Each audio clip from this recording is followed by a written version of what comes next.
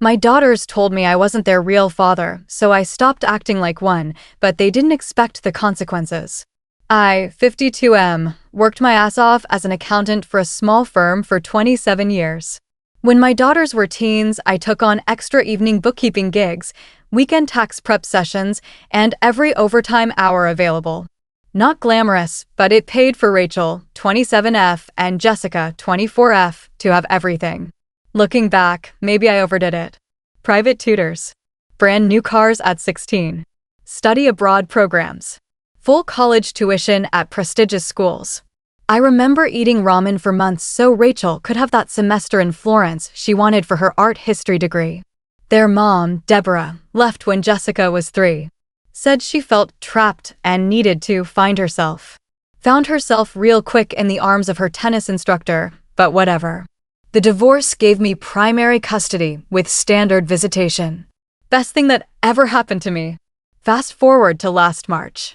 Deborah announces she's engaged to Bradley Harrison, some hotshot investment banker. Girls were thrilled. Suddenly they're spending weekends at his mansion, coming home with designer bags, talking about his boat and vacation properties. Fine, as long as they're happy. Then came October. I spent 2 days preparing Sunday dinner, their favorites, from scratch. Turkey was in the oven, table set with the good china I inherited from Mom. When they arrived late, in Bradley's Mercedes, both were wearing matching Cartier bracelets. "Dad, we need to talk before dinner," Rachel said, not even taking off her coat. "What's up?" Jessica took a deep breath. "We're spending Christmas with Mom and Bradley in Vail. He's renting a chalet." "That's fine," I said, though it stung. "We can celebrate early, whenever works for you." They exchanged looks. Rachel spoke. "Actually, we need to discuss some changes."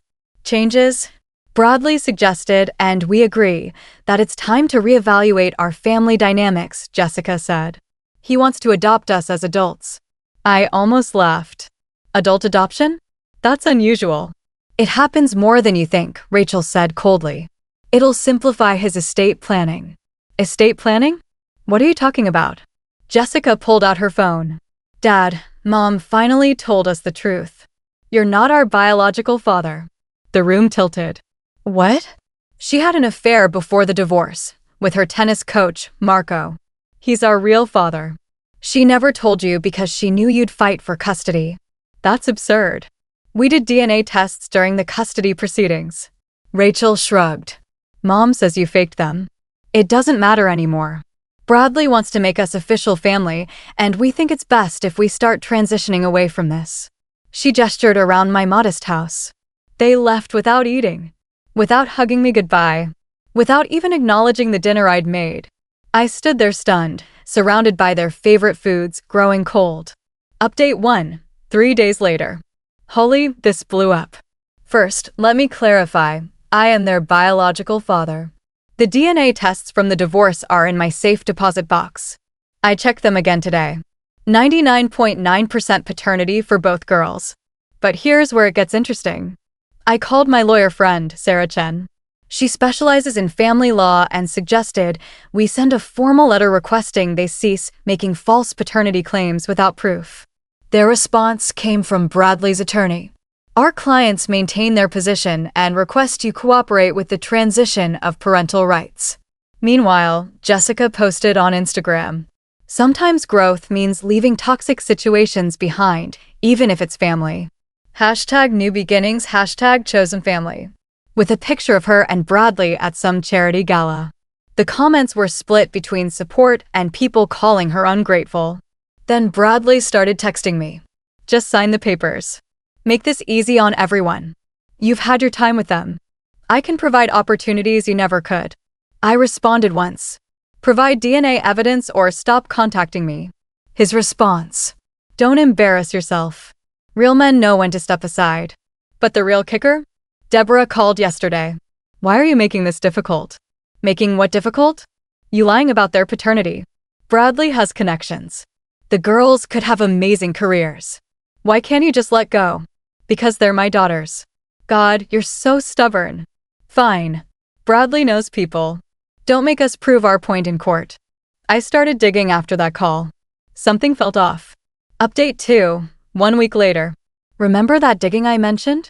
Well, jackpot. Bradley Harrison isn't the financial wizard he pretends to be. My accountant network came through. He's under investigation by the SEC for securities fraud. That mansion?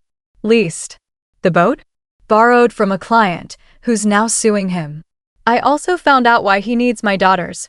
He's been presenting himself as a family man to attract conservative investors. Having 2 accomplished adult daughters, Jessica works for a marketing firm, Rachel's in art curation, makes him look stable. The adoption isn't about estate planning. It's about image. But here's where I might be the age. I didn't confront anyone. Instead, I canceled their cell phone plans still in my name, removed them as authorized users on my credit cards, changed the Netflix password, petty I know, sent them itemized bills for their cars, both in my name and college expenses, if they maintain I'm not their father. Total, $372,000. The explosion was immediate. Rachel showed up at my office causing a scene. How dare you cut off my phone during work hours? I'm sorry, do I know you? Dad, this isn't funny. According to you, I'm not your dad. Jessica was smarter. She came by the house that evening, tears ready. Daddy, please. We didn't mean it. Jessica was smarter. She came by the house that evening, tears ready. Daddy, please. We didn't mean it. My daughters told me I wasn't their real father, so I stopped acting like one, but they didn't expect the consequences. We were just exploring options. Options that include denying I'm your father? Bradley said it would be better for taxes. Jessica, you took accounting classes. You know that's. She crumbled. He said we needed to distance ourselves for his investor meetings. That having a middle-class father would hurt his image. Finally, some truth. Update 3. 2 weeks later. The house of cards collapsed faster than I expected. Bradley's SEC troubles hit the news. Turns out, he wasn't just under investigation, they were building a case for a Ponzi scheme. His investment firm was paying old investors with new money, and he was running out of new money. The engagement imploded when Deborah realized the mansion was a rental and the family fortune was fictional. She tried crawling back to me, but that ship sailed decades ago. But my daughters? They doubled down. Posted online about how I was financially abusing them by demanding repayment for their education.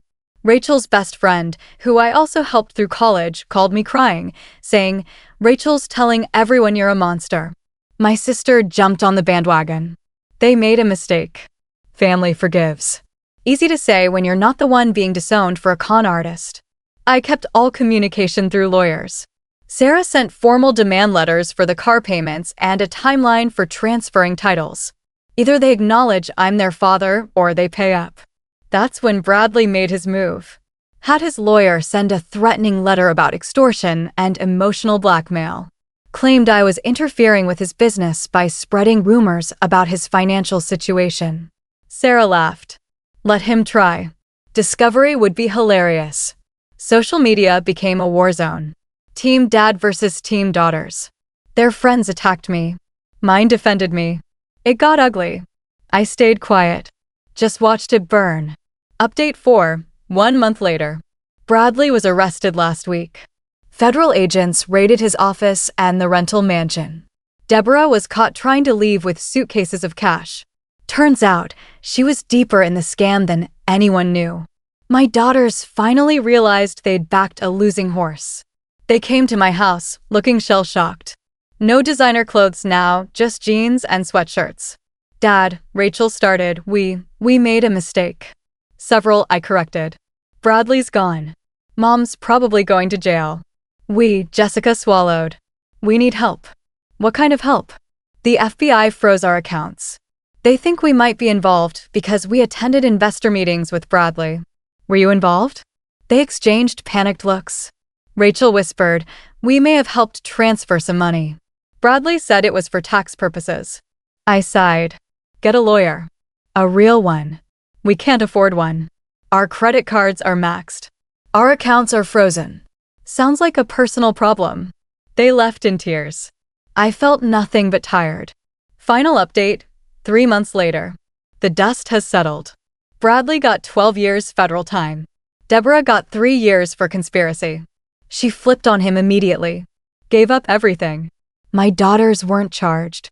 The prosecutor decided they were willfully ignorant, not criminally complicit.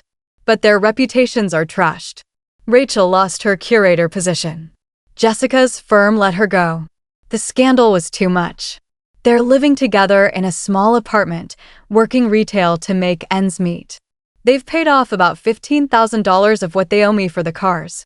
I'm not holding my breath for the rest. Last week, I got a letter from Rachel. Dad, I don't expect forgiveness. We chose greed over love, lies over family. Every sacrifice you made, every hour you worked, every time you put us first, we threw it away for designer bags and fancy parties. I see you now. All of it. And I'm so sorry. Your daughter, if you'll still have me. Rachel. I haven't responded. Not sure I will. Jessica's letter was shorter. I'm sorry for everything. You deserved better. My sister still thinks I should forgive them. They're your daughters. Are they? They seemed pretty sure they weren't when Bradley's money was flowing. Me? I'm doing fine. Took a vacation for the first time in years. Started dating again. Sarah's sister, actually. She's nice. Works as a librarian. No drama. Works good. Got a promotion to senior accountant. Turns out when you're not constantly stressed about your kids, you perform better. Do I miss them? Every damn day. But I miss who I thought they were, not who they showed themselves to be. Will I forgive them someday? Maybe. But trust? That's earned, not given. And they've got a long way to go. The hardest lesson? Love shouldn't be conditional, but respect absolutely is. Thanks for following my story. It helped to share it. Now, if you'll excuse me, I have a life to live. Edit, to answer common questions. Yes, the DNA tests are real and from the original custody case. No, I'm not financing their legal troubles. Yes, they're both trying to rebuild their careers. No, I don't regret cutting them off. Yes, I saved all the receipts. All of them.